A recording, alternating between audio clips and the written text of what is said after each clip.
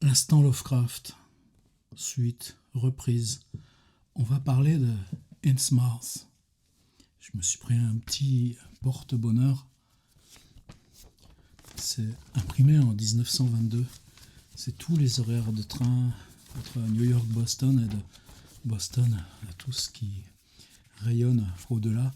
Forcément que ce document, Lovecraft avait le sien, probablement qu'il le reprenait à nouveau tous les ans, mais tout ça a disparu à sa mort.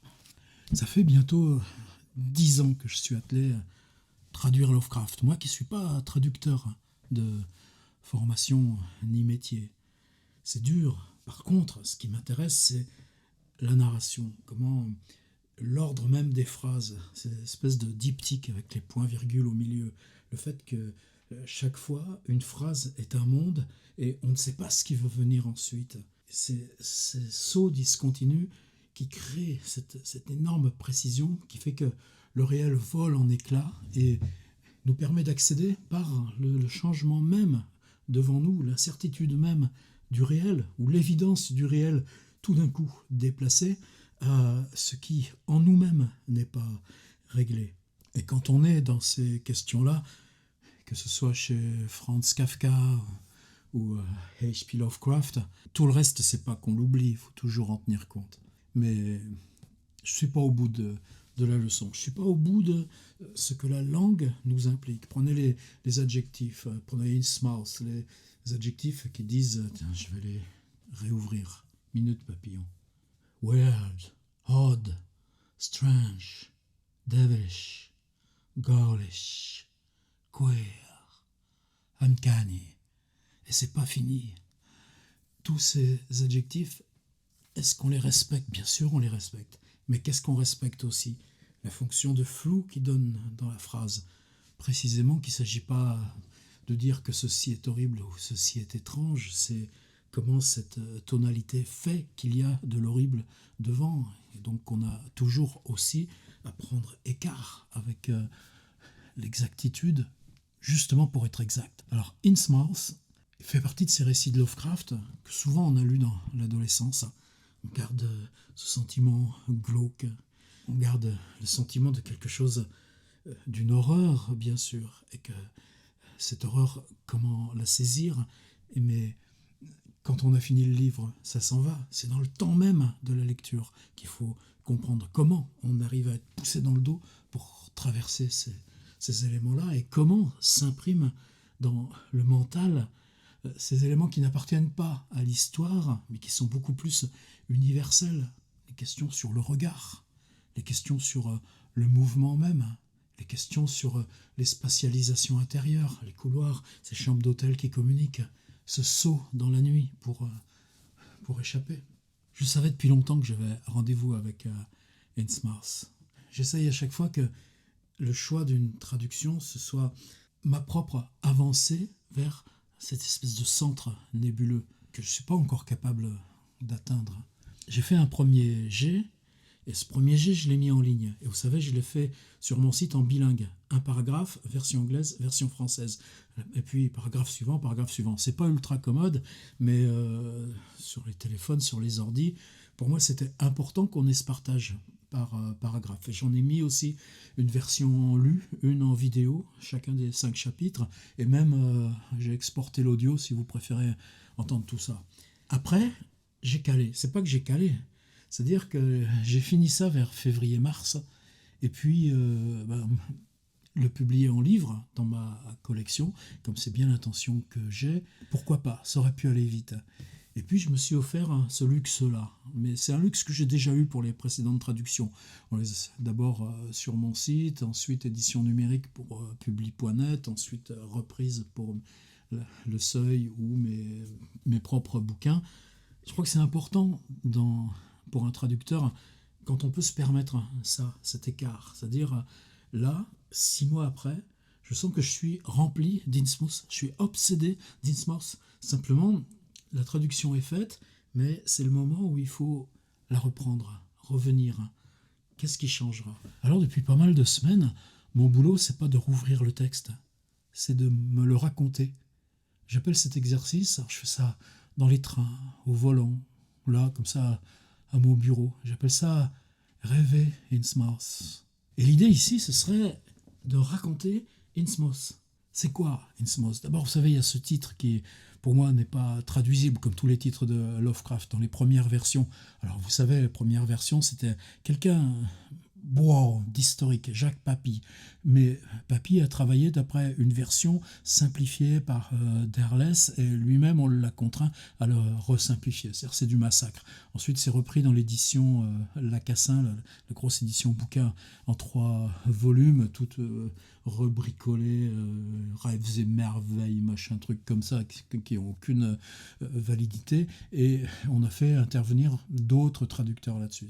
Par contre, maintenant, nous, on dispose de textes fiables parce que basés sur les manuscrits, les corrections de Lovecraft, ces dactylogrammes tels qu'on a pu les retrouver, bosser dessus. Donc ce travail, je ne suis pas seul à le faire, bien entendu, mais c'est le boulot tout simple, respectueux de la traduction que d'approcher plus avant le texte. De quoi on dispose de plus aussi? Bien, d'abord, on dispose des lettres de Lovecraft. Je peux les sortir. Ça, c'est la biographie de Yoshi, I Am Providence. Elle n'est pas très usée parce que je l'utilise beaucoup plus en version numérique, mais plus de 1000 pages.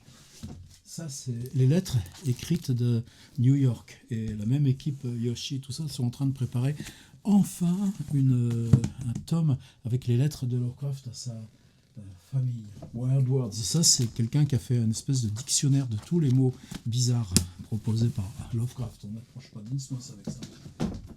Ça, c'est le boulot majeur de tous les essais de Yoshi, qui est un grand éditeur Lovecraftien, même si maintenant il passe le relais.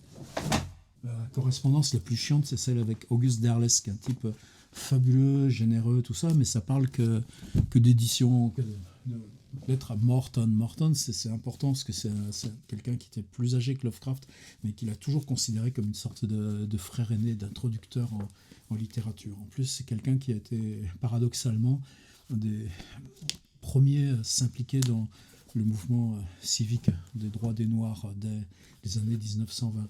Galpin, ça c'est le copain de jeunesse qui ensuite est parti en France, faisait une musicien. Et puis il y en a d'autres, il y en a d'autres, il y en a d'autres. Les lettres Clark Ashton Smith en Californie.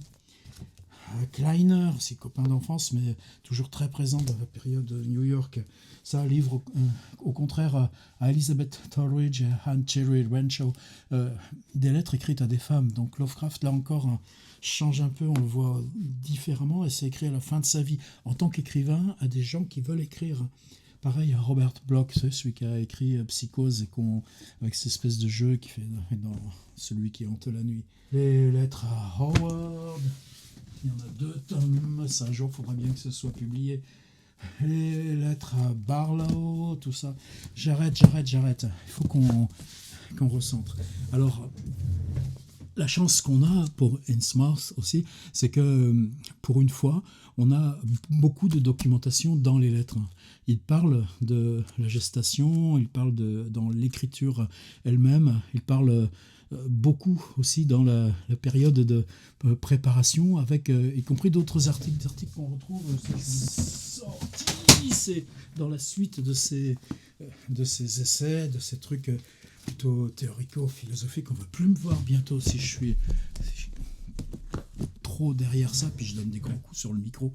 C'est pas bien. Ouais, c'est une période où Lovecraft écrit des articles et remplit ses lettres de choses sur ce qu'il appelle la pseudo-mémoire. C'est-à-dire des choses qui sont évidemment dans nos souvenirs, qui agissent à l'intérieur de nous comme des souvenirs, mais qui participent de quelque chose d'extérieur à nous. C'est-à-dire, c'est même pas qui participent pas de notre expérience personnelle, mais y compris dans la difficulté à les retrouver, ou ce qui nous agit. Et dans Innsmouth, qu'est-ce que ce sera, la pseudo-mémoire? C'est cette transformation que je ne sais pas à l'œuvre à l'intérieur de moi, qui est en train de m'entraîner à ma perte, parce que je fais partie d'une communauté qui elle-même est travaillée de l'intérieur par cette dégénérescence et cette perte. Alors, est-ce que c'est ça qui aussi nous fascine à Innsmouth? On parle d'anthropocène, c'est-à-dire depuis justement ce moment où vit Lovecraft, et ce qui se concrétise avec Hiroshima et Nagasaki, c'est que l'homme est capable, les décisions et les transformations de l'homme peuvent affecter la survie de la planète tout entière. Et dans Innsmouth, c'est cette hantise, cette obscure, cette angoisse, tout simplement. On est entré dans un processus qui nous entraîne collectivement à une dégradation telle que ça ne peut qu'achoper. C'est quelque chose qui a beaucoup trompé sur Franz Kafka aussi, parce que une fois arrivé le génocide, quand on lit Le Château ou Le Procès, on l'interprète avec ces événements historiques qui arrivent juste après, alors que c'est pas exactement ça, Le Château et le Kafka et le procès, ce qui doivent à Dickens ou la tentative formelle qui met Franz Kafka. Pour Lovecraft, tout est en gestation. On est à un moment où, aussi bien en biologie qu'en physique, en astrophysique, que simplement dans les communications techniques, le bouleversement du monde est tel que le destin n'est pas mesurable. On n'est pas encore dans ce qui va s'amorcer dans la nouvelle catastrophe de l'Europe, mais on est juste après la Première Guerre mondiale. Donc cette angoisse, elle n'est pas quelque chose qui tiendrait seulement au psychique. Elle est comment l'humanité ne maîtrise plus son destin et ça peut se renverser. Et je crois que quand on lit Innsmouth, évidemment, on lit pas ça. Lovecraft ne parle jamais de ça. Il parle que de choses très concrètes, à chaque page. Le conducteur du bus et les rides que le conducteur de bus a dans le cou, et puis la trépidation du siège, et puis le fait que quand on a la tête contre la vitre, on peut avoir un bref endormissement, mais que la côte, il y a ces reflets de mer irisés, et puis qu'on ne sait pas si l'île est là, ou est vraie, ou pas. Donc là, on est dans la magie. Alors comment ça commence le bouquin ? C'est peut-être là où on peut faire cet exercice de rêver Innsmouth. Simplement s'en tenir à ce qui est raconté. Un narrateur arrive dans la ville réelle de Newburyport. Newburyport, aujourd'hui, c'est une station balnéaire au-dessus de Boston, au-dessus du Cape Cod.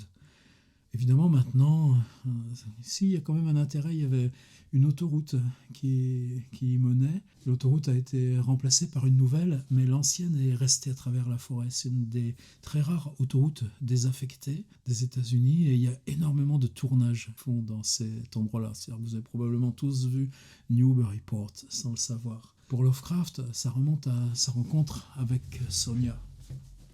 Avec Sonia, son épouse, ils se rencontrent en 1922, ils vivent ensemble en 1924, ensuite il reste seul à New York pendant elle part, et puis c'est seulement justement en 1928 qu'ils vont divorcer. Et Sonia n'apprendra le décès de Lovecraft qu'après sa mort, 10 ans après sa mort, en 1947. Et à ce moment-là, tout le monde schématise ce mariage. C'était une erreur, Lovecraft, c'était pas son destin, etc., etc. Et Sonia nous livre un truc de 70 pages que tous les Lovecraftiens connaissent.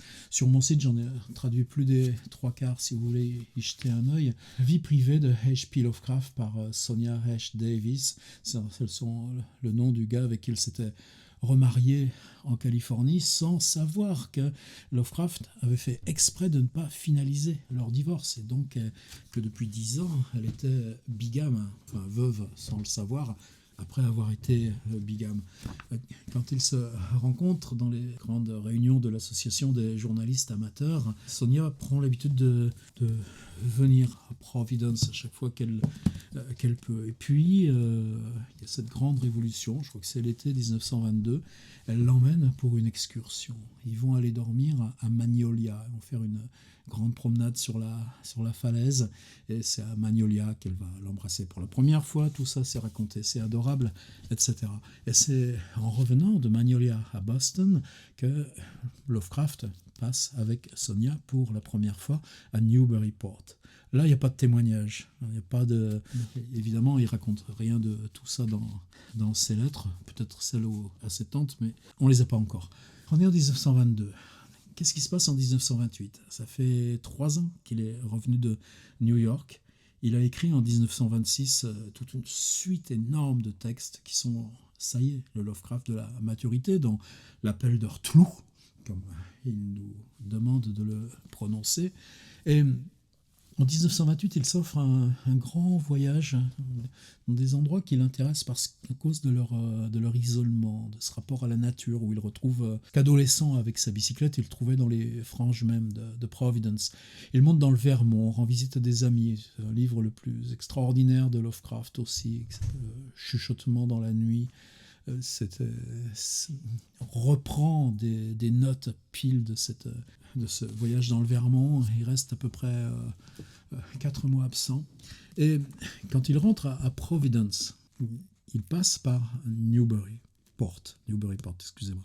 À peine il arrive à Providence, donc c'est long, Newburyport, Providence, je pense qu'il faut largement 5 ou 6 heures. Vous savez, c'est des autocars, en voilà un là, que je mets dans le petit coin de la vidéo, le train quand on peut. Il pose ses affaires. Et le lendemain, ou le surlendemain, 48 heures après, il repart à Newbury. Qu'est-ce qui s'est passé dans la tête de Lovecraft? Et là, il reste 2 jours à Newburyport. Et un petit peu comme dans le Vermont, mais le Vermont, il n'a pas écrit encore le texte. Chuchotement dans la nuit. Whisper in the dark.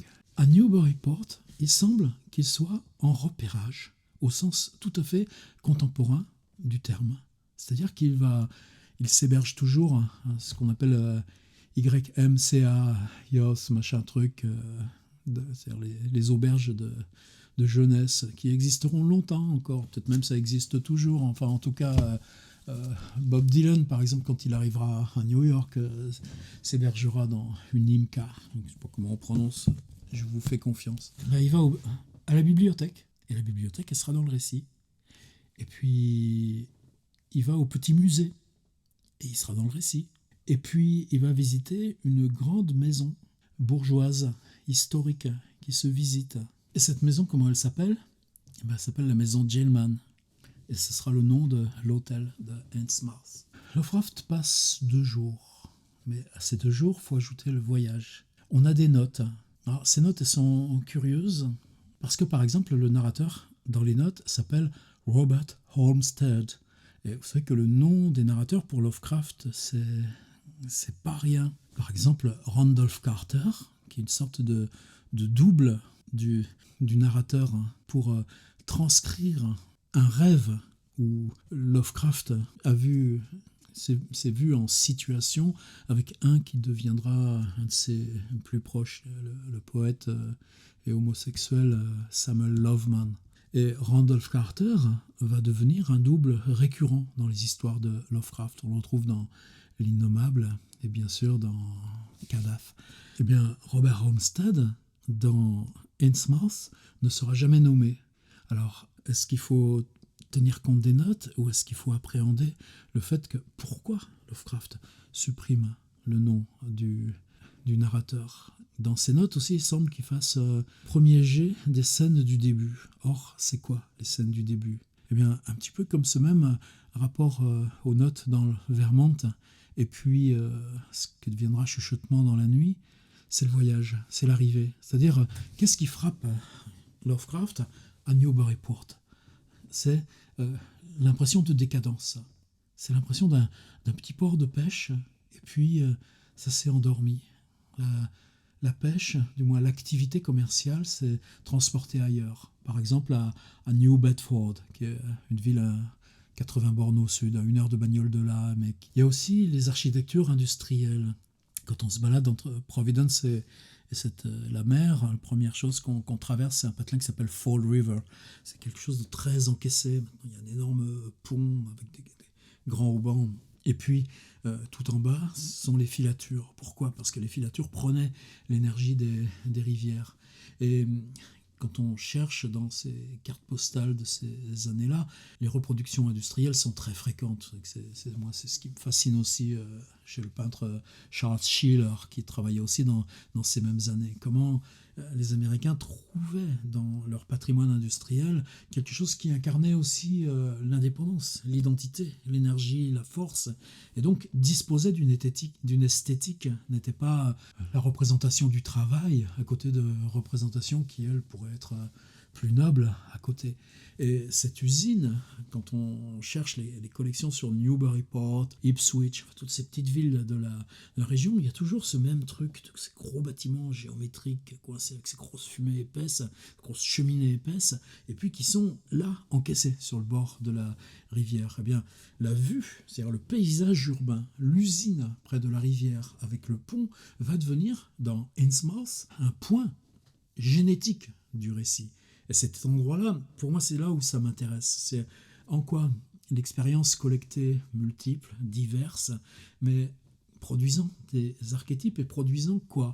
L'idée que certains lieux ne sont pas accessibles dans les villes et qui sont des lieux d'activité, qui sont des lieux de production de richesse, mais aussi d'isolement. C'est-à-dire, il y a les rues patriciennes, les rues où sont les dirigeants d'usines. Dans Innsmouth, on verra par exemple ces maisons où le rez-de-chaussée, First Tour chez les Américains, encore occupé. Le soir, il peut y avoir des lumières et même des cris et des choses extrêmement bizarres, tandis que l'étage, le premier étage, semble dans un état d'abandon. Et tout d'un coup, ces figures ces fantasmes, là où la ville s'élève, quand elle s'élève, elle se détruit. Ça, c'est classique chez Lovecraft. Un narrateur arrive dans une ville. Prenez le début du château de Franz Kafka, on a aussi le narrateur qui passe le pont pour entrer à l'auberge et dire on demande s'il y a une chambre, il dit que non, il n'y en a pas, et puis là quelqu'un dit mais peut-être c'est le nouvel arpenteur, et lui dit oui, et on téléphone au château pour vérifier, le château dit non, on n'attend pas d'arpenteur, et le château rappelle et dit si, laissez-le entrer, et la mécanique du château commence.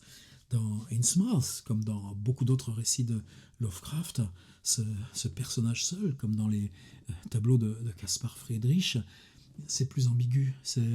Qu'est-ce qu'il vient faire? C'est un étudiant qui vient d'avoir son diplôme et il a décidé de venir visiter ce qui est le pays de sa mère. Plus que ça, il vient le visiter pour s'approprier sa propre histoire, mais aussi pour enquêter sur son arbre généalogique, dresser son arbre généalogique. Paradoxalement, c'est seulement au retour à Boston qu'il trouvera les vraies archives, permettront, et puis du coup qui vont tout faire basculer. Un étudiant, ça a beaucoup d'argent, hier comme aujourd'hui? Non, il est au guichet, il veut acheter billet de car pour repartir sur Ipswich et Boston, puis c'est cher. Et le gars au guichet lui dit il y a un moyen de payer moins cher, c'est tous les jours, il y a l'autobus qui va à Innsmouth.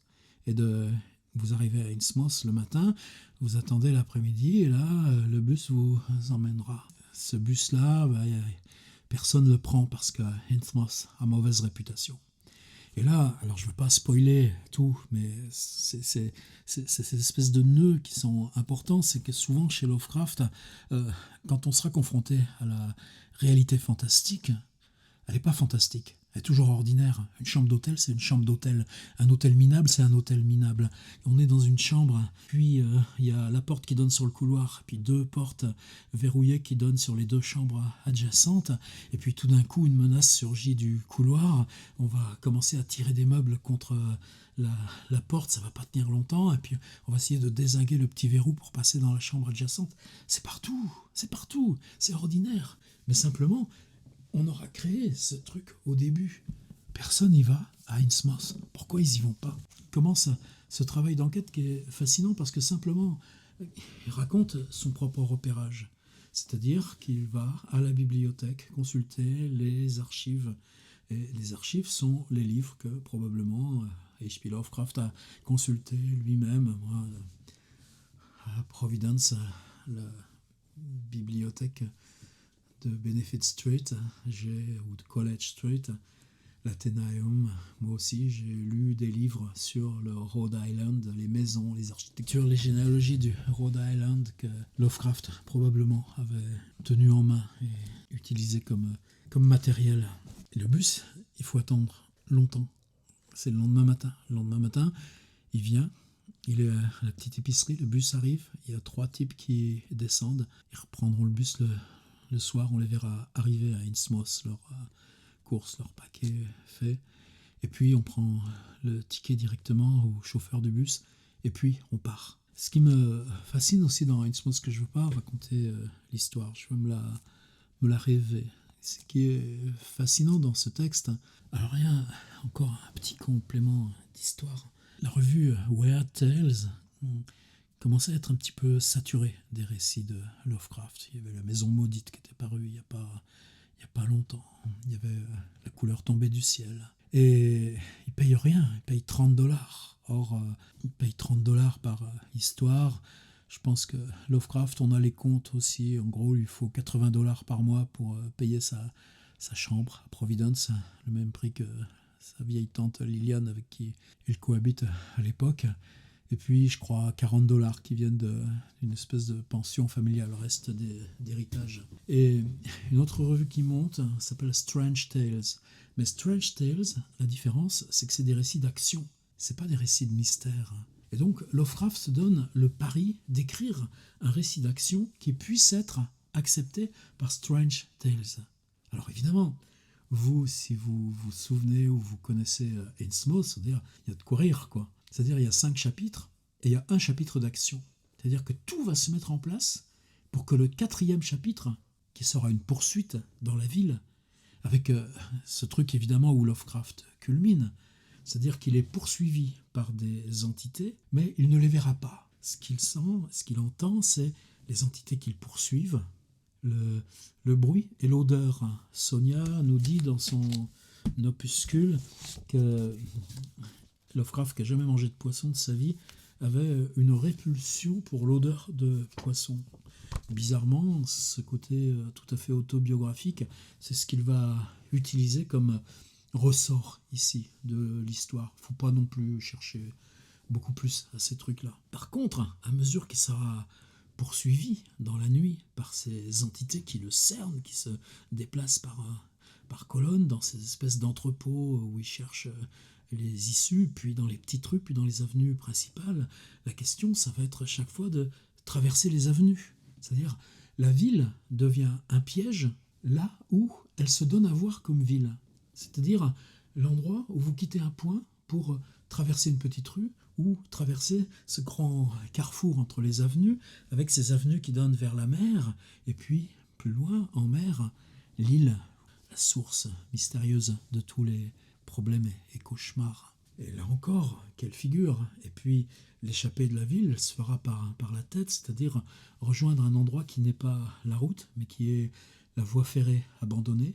Et donc, la voie ferrée abandonnée, ça veut dire quoi? C'est des graviers, c'est des ronces, il y a un pont qui lui-même est en train de s'effondrer. C'est le seul moment peut-être un peu faible de l'histoire. C'est-à-dire, le narrateur, le pont s'effondre, il se jette, il faut qu'il saute 2 mètres, il arrive à se retenir là. On est presque dans de la bande dessinée, mais bon, Lovecraft peut avoir ses petites facilités une fois. Et par contre, à mesure qu'il s'enfonce comme ça dans cette végétation, mais qui est en même temps un lieu industriel, voie ferrée abandonnée avec le matériel, il va se cacher, et puis l'endroit où il se cachera, là, il va voir pour de vrai l'horreur en face. Simplement, à ce moment-là, le narrateur s'évanouit, ce qui fait que nous, quasiment, on n'aura rien vu. Sinon, par l'imaginaire. Alors, quand il arrive dans la ville, une autre chose aussi qui est, pour moi, fascinante, en rupture avec l'énorme masse littéraire, c'est qu'il est toujours dans son autobus. C'est-à-dire que si Lovecraft, quand il arrive en autobus à Newburyport, et qu'il est surpris de comment un patelin dont l'histoire est celle de l'activité humaine se face à la mer, c'est que même là, cet été, ce mois de septembre 1928, Lovecraft, quand il est à Providence, il y a la possibilité d'aller à Newport en bateau. Si on prend le premier bateau à 5h du mat, celui qui emmène les gens qui vont travailler dans les restaurants pour les grands bourges new-yorkais, et si on revient par le dernier du soir, les places sont à moitié ou bas prix. Eh bien, Lovecraft va souvent passer la journée sur les rochers de Newport, son écritoire sur les genoux, écrit face à la mer. Cette question du face-mer chez lui, elle est très importante. Cette question de suivre la côte aussi. C'est là, qu'est-ce qu'ils ont vu les premiers émigrants d'Angleterre quand ils sont entrés dans ces découpes de baies, qu'ils ont fondé la ville de Providence. Pour lui, c'est quelque chose de natal, ce rapport à la mer, mais quelque chose qui est totalement symboliquement inverse du rapport que nous, on peut avoir aujourd'hui au rivage. Rivage est celui de l'émigration. Bizarrement, paradoxalement, Lovecraft se trouve sur de drôles de routes dans notre imaginaire aujourd'hui. Mais arrivé à Newburyport, être surpris de cette décadence, cet endormissement qui a pris la ville. Par quoi ça se traduit? Cet isolement des bâtiments, ces maisons qui restent là. Puis lâcheté au port, puis il y a 3-4 types qui font de la pêche très loin. Et puis il y a l'abandon de ces rues d'entrepôts, de ces anciennes pêcheries. Prenez des cartes postales faites sur Google 1925, Old Postcards, Newburyport, et vous verrez arriver ces zones de pêche à l'abandon. Quelque chose qui vient aussi immédiatement comme ressort, mais là, pour moi, c'est une enquête qui s'est faite en prenant plutôt toutes les autres villes autour de... On est dans une période 1924 où on a un énorme essor du mouvement maçonnique aux USA, qui n'est pas du tout indifférent à ce qui va se créer dans cette société-là, en même temps que Hitler prend le pouvoir. Évidemment, Lovecraft n'a rien à voir là-dedans. Mais ces temples maçonniques neufs sont des architectures qui n'ont rien à voir avec ce que portaient les anciennes églises venues des traditions européennes. Et le temple maçonnique devant lequel passe Lovecraft, passe son narrateur quand il arrive à Innsmouth depuis l'autobus, c'est simplement, alors c'est là l'anticipation, c'est que c'est un temple maçonnique qui a été récupéré par la secte qui occupe Innsmouth et sera détruite. Quand on passe devant ce monument, donc cette architecture qui est à la fois neuve et qui est déjà reprise, cassée hors de sa fonction par l'intérieur, par l'enfoncement noir, on aperçoit une silhouette de prêtre avec une tiare. Et ce truc, l'horreur devient concrète parce que tout d'un coup, les premières personnes qu'on aperçoit, là, c'est ce témoignage-là. Peut-être moi, ce que je trouve le plus magnifique dans Innsmouth, c'est cette première période de l'exploration de la ville. Les personnages, c'est-à-dire le chauffeur est un personnage intermédiaire. On a bien regardé son cou, on a bien regardé ses yeux un peu protubérants et la façon dont le front commence son retrait. C'est très troublant pour le narrateur, mais le type lui adresse pas la parole et il ne le voit que de dos. Il a affaire à une épicerie, c'est que cette petite épicerie, elle va être un rôle très important parce que le jeune type qui est là, tout simplement, il n'avait pas de boulot à Ipswich, et donc le soir, il rentre à Ipswich, mais il gère cette petite boutique, mais il la gère justement pour les gens d'Innsmouth qui ne sont pas d'Innsmouth. Donc ce type-là appartient à l'extérieur, au dehors, le dernier ambassadeur. Vous savez qu'il est celui qui donne au narrateur un plan de la ville.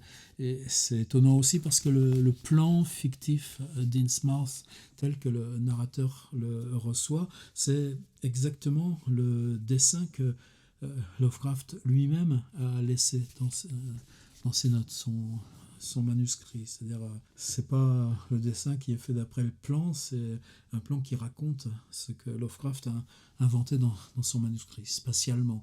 Mais du coup, c'est cette spatialité qui va permettre, nous, d'appréhender la ville comme totale. On va l'explorer dans les 4 directions, nord, est, sud, on va vers la mer. Il y a ces trucs de vieilles pêcheries abandonnées, il y a ces quartiers bourgeois avec les maisons dégradées, il y a ces choses industrielles avec le mystère de cette usine qui fonctionne toujours mais complètement close sur elle-même. Et puis, il y a ces zones qui sont des zones où on dit au narrateur qu'il y a danger, qu'il peut y avoir agression, parce qu'il y a prise de possession par la secte et que là sont des personnages qui attendent.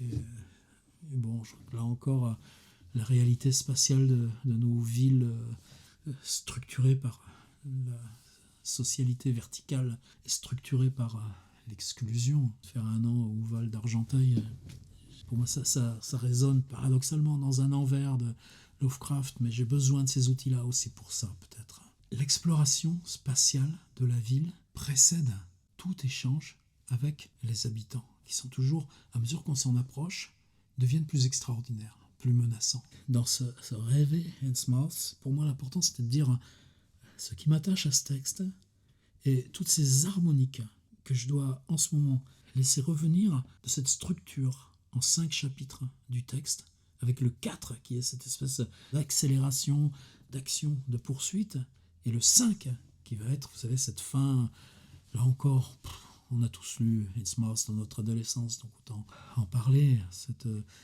ce mouvement vers la folie où il n'est plus possible de savoir dans la fin ouverte si ce qu'on lit décrit une réalité ou décrit l'intérieur de quelqu'un qui a perdu contact avec toute réalité, qui n'est plus que le symbole de cette fusion avec l'eau, cette fusion avec temps cyclique et infini, et puis en tout cas là où l'humanité aurait pu s'effondrer complètement, sauf que on a appliqué à Innsmouth ce que les Américains appliqueront à Hiroshima et Nagasaki, alors même que la Deuxième Guerre mondiale sera finie, c'est-à-dire un tapis de bombes sur Innsmouth, y compris des bombes sous-marines, pour la rayer de la carte.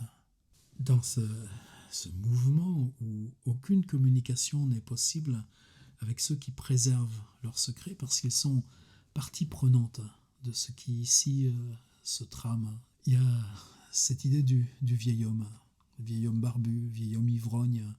Et c'est le garçon d'épicerie. Le vieux machin, vous le trouverez près de la caserne de pompiers. Et lui, il peut vous raconter des trucs. Mais le vieux, il ne parle que si on l'ivronise. Donc le narrateur va acheter des bouteilles, et puis ils vont partir. C'est très beau cet endroit. On se cache dans une espèce de lieu en ruine, mais juste avec cette vision de la mer. Et puis à un moment, le narrateur qui regarde dans les yeux le vieil homme lui raconter son histoire, quelque chose dans la mer émet un signe. Et le vieil homme, à ce moment-là, c'est sa perte. Donc pareil, ce qu'il a raconté au narrateur, est-ce que ça tient d'une validité ou pas? Et dans le discours du vieux bonhomme, il y a souvent aussi le fait, un mot que je ne sais pas comment traduire, c'est dans sa cabane et au-dessus il y a une espèce de coupole, de dôme, et cette coupole, c'est pas le même mot que c'est ce qu'on utilise pour les coupoles de l'église et tout. Il y a une lucarne, et dans cette mais c'est pas la lucarne au sens nous sur le toit pointu, c'est vraiment dans ces maisons de cette époque, on aménageait au-dessus des toits des petits belvédères circulaires, et puis donc avec un petit truc au-dessus, c'est plus un ornement. Mais dans cette maison que probablement le père du vieux pêcheur avait bâti lui-même, eh ben, c'est ce point d'observation au-dessus de la ville qui fait qu'il a été témoin de ce qu'il n'aurait jamais dû voir. Mais on le laisse vivre puisque personne ne peut croire à ce qu'il a vu. Et le narrateur, pourquoi il peut recevoir l'histoire? Bien, tout simplement parce que, malgré lui, ça se révèle à mesure que le vieux parle. Il y a quoi dans tes yeux? Il dit au narrateur. Tes yeux sont ceux qui marquent leur appartenance. Et donc, la terreur qui s'empare progressivement du narrateur lui permet de recevoir l'histoire, mais le sépare totalement, même si ce sera le renversement de l'histoire, de la possibilité de constituer cette histoire comme véridique au regard de notre destin collectif et non pas de cette communauté. Alors vous savez que des choses qui est la plus difficile dans Lovecraft, c'est que même maintenant, Providence, quand on y est, ça parle bien anglais. Je connais pas suffisamment les campagnes, mais il m'est arrivé d'écouter des conférences sur les parlers dialectaux de la Nouvelle-Angleterre. Il y en a une trentaine. Et comment ce qui pour nous aujourd'hui, c'est la normalisation chimique de la langue. À l'époque de Lovecraft, c'était encore des patois, à chaque fois liés à l'histoire particulière d'où venaient les gens, les locuteurs. Et c'est quasiment inaudible, enfin, à quelqu'un qui pratique l'anglais, pense nos particularités rurales en France jusque dans les années 50, participait de ça aussi. Et c'est vrai que dans Balzac, dans Nucingen ou Gobseck, Balzac transcrit phonétiquement le Nucingen parle comme et à lire, nous on n'est plus comme ça du tout. Chez Faulkner, c'est intéressant ça aussi, dans Absalom, où les protagonistes les pires s'appellent Bon, B-O-N, il y en a beaucoup en Nouvelle-Orléans de ces Acadiens-là. Les parlers ruraux sont transcrits phonétiquement. Là, dans le chapitre 3, avec le vieil homme, tout est écrit dans une phonétique qui fait que l'histoire doit être devinée.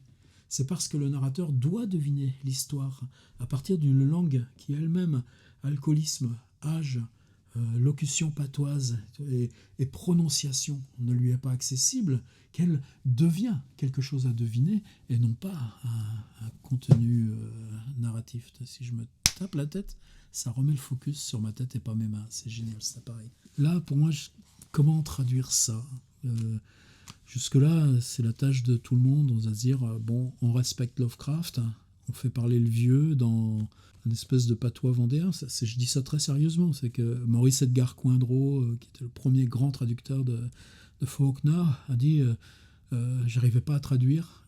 J'ai compris comment le traduire quand je me suis souvenu de ma nourrice vendéenne. Pourquoi pas Moi, j'ai l'impression que dans notre rapport à la lecture, on peut arriver à comprendre qu'un personnage parle autrement, même si on n'est pas confronté à une transcription phonétique.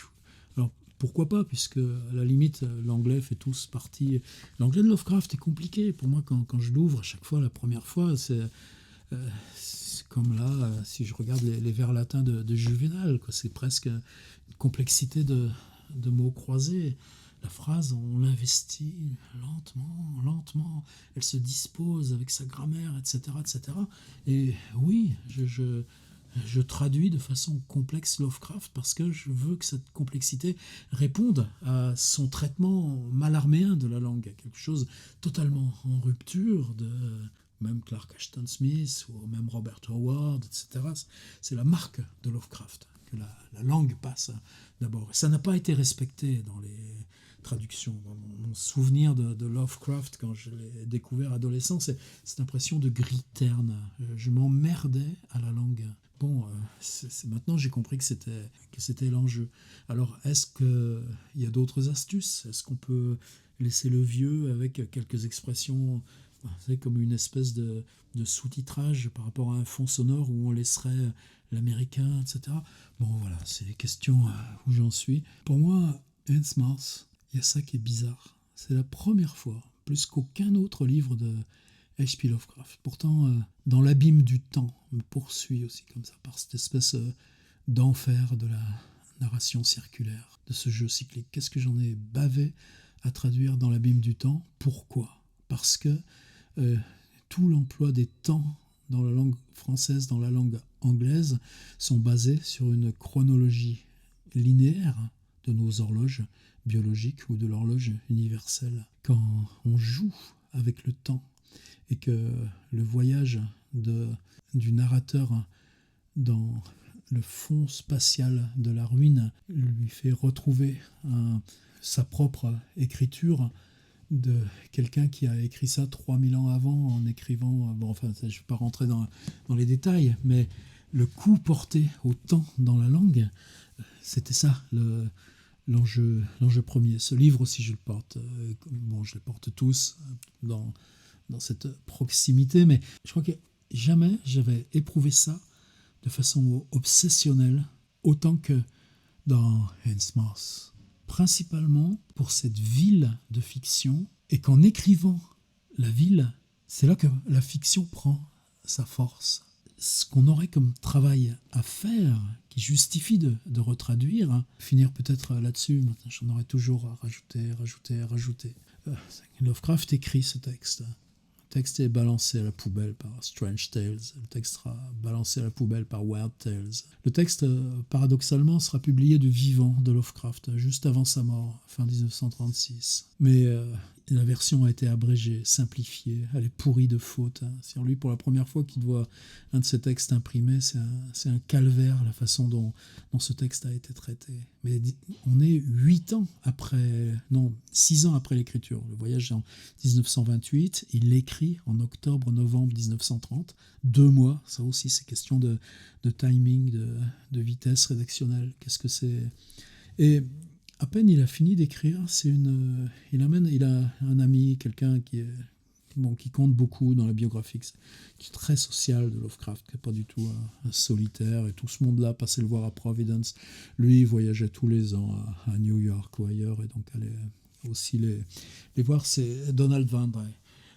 Avec Van Drey, il y a une grande ellipse. Cette ellipse, elle est parfaitement documentée dans tous les journaux de l'époque. C'est une éclipse totale. Et c'est rare.